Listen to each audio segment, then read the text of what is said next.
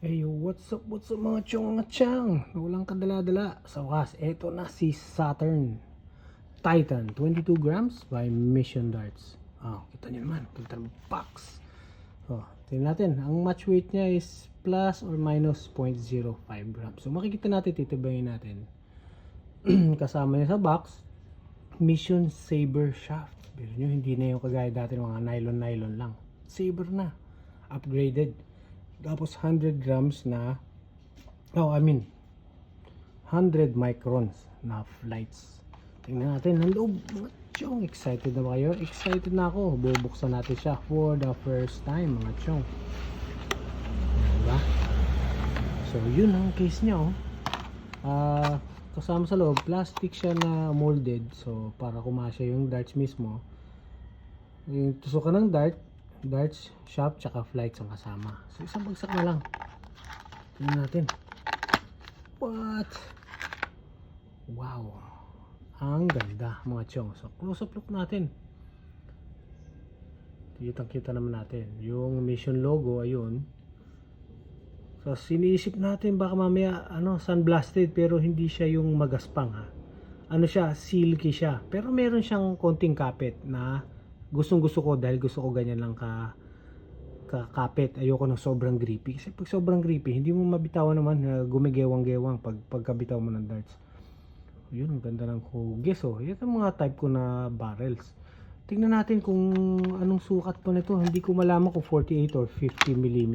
Kumpara natin kay Sinagtala. Si Sinagtala kasi 48 mm yan Mas mahaba siya kay Sinagtala. So 50 mm definitely.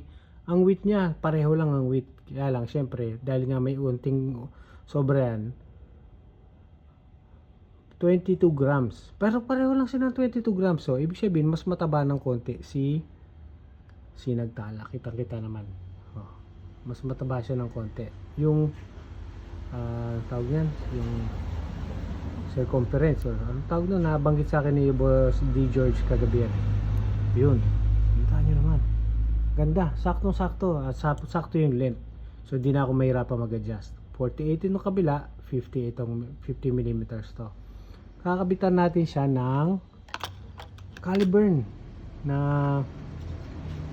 specialty points na may slider niya. 40 mm lalagay natin. Titingnan natin. Tapos ang siset-up natin sa kanya is Cosmo carbon fit shaft at saka yung flights. Ito yung flights na yung hexagon, napakaganda baby.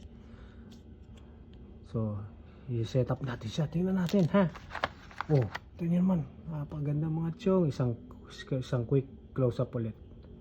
Ayun, ang kinakaba ko lang dito, syempre once na ginamit mo na to, pag nagkalampagan yan, diba, madadamage na tong yung sun blasted area nya. Kita mo to, yung dumidikit pa lang sa plastic yan nagkakaganya na, pero hindi naman siya damaged.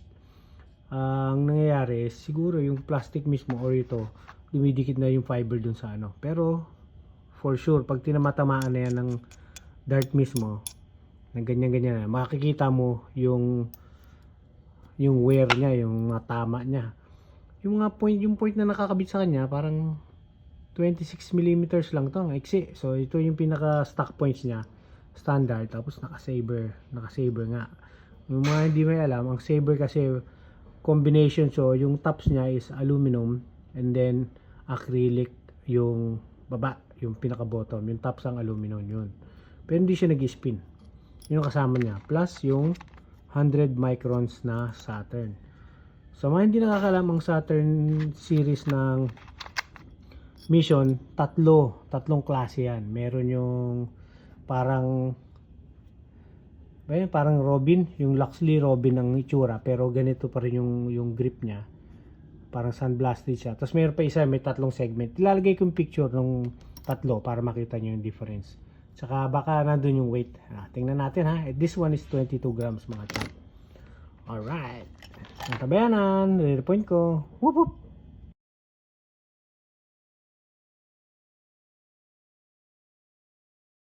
Whoops, so yun mga chong, na-repoint ko na yung isa. Kasi nakalimutan ko, timbangin para makita nyo yung yung weight niya. So, yung dalawa, check natin ha. 22.1. So, ang promise niya 0.5 ang difference. Ito pang isa. Pero isa napalitan ko na kasi. Ito pa isa. 22.1. So, i-assume ko na lang yung isa is 22.1 pa rin kung hindi ko na-repoint. Pero now, na-repoint ko na. Kita nyo naman, ang ganda baby. 40mm na Caliburn smooth black points. Ito na ang setup nito, for sure. Tingnan natin ang timbang. Uy, significant ang naging timbang. Plus 0.5. So, 22.6 with the long points. Ha? Tapos tingnan nyo mga chong kung ano itsura. Kasama si Cosmo. Wow! Ang ganda, baby. Kita nyo naman, poging-pogi. Excited na ako, iba to. Doon sa dartboard, tingnan natin ha. Panoorin natin. Yeah baby, whoop whoop. Whoops mga chong. Kita nyo naman, dalawang option na nilagay ko. Isa is yung Cosmo number 3 na stems, tapos standard. Yung isa yung Caliburn soup na medium small number 6 yung flights. Ha? Pero pag nagkaroon ako siguro ng extra na Condor Axe, malamang yun ang ilagay ko. Pero hindi ko pa alam kung anong magandang kulay yung babagay dyan. So, yun na lang muna mga chong. Ibabato ko na to. Yeah, baby! Oops! Ito na mga first throws natin. Galing si Satin Titan, mga chong!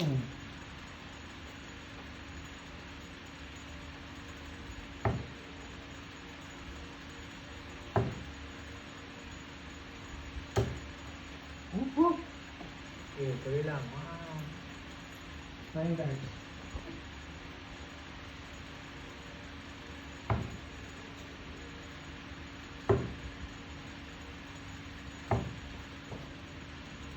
Sarap siya ba itong mga chong? Pero tingin ko, magkakaroon akong konting adjustment sa length ng stems. Sanay talaga ako sa medium to long.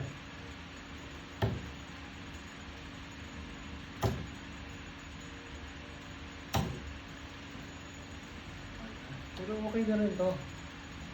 Pero tingnan natin, mag-experimento pa tayo dito sa setup.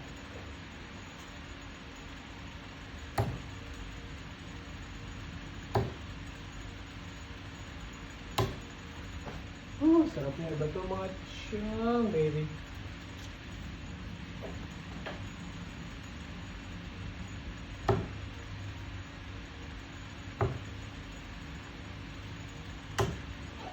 Tignan muna natin sa medium length tapos number 6 flights. Medium length stems, number 6 flights. Tingnan natin.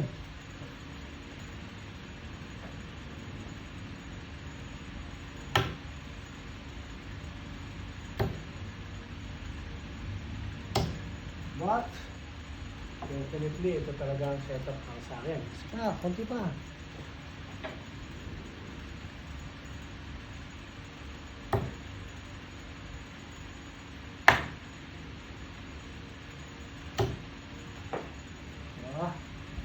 Very nice.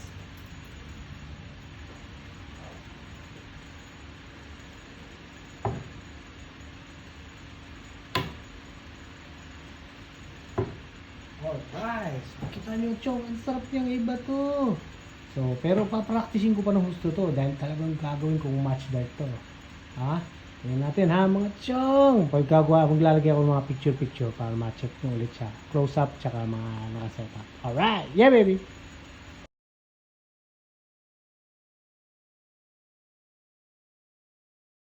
Alright. O, naibato na natin. Ang sarap niyang gamitin mga chong. Pero one thing is for sure ha, magkakaroon pa ako ng adjustment. Either mag long stems ako, or mag stick sa medium, or ito, short, na ganitong setup.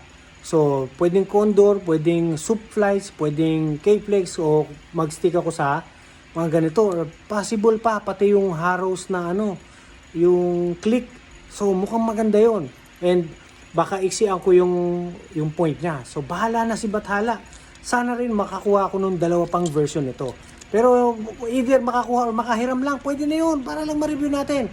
And then after a week or two, tignan natin siya, re-review ulit natin. Quick review kung ano na nangyari sa barrels, kung nag-wear ba yung grip niya, yung sandblasting niya. So titingnan natin mga chong, mga chang. O, kita niyo yung mga pictures ko. Hindi ako nagkukunwari. Kung ano yung tatamaan ko, yun lang. Hindi ako gumagawa ng istoryang mali. Pero, shoutout sa ating mga kaibigan. O, di ba? That's it. Pansi, ayaw na magpabanggit, pero tropan-tropa yan. Alright, so yun na lang muna mga chong, mga chang. Isang bagsak na, yeah baby! Whoop whoop!